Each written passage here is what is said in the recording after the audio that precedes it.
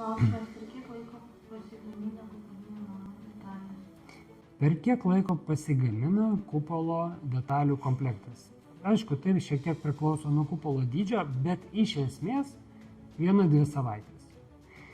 Gauna medžiagas iš gamintojų, perkant tik tai pas didžiausius Lietuvos gamintojus, EPS 200 polistirolo patį kiečiausią. Kai tik gaunam, tai per 1-2 savaitės mes galim pagaminti. Jeigu nedidelis kupolas, tai kartais ir 3 dienos.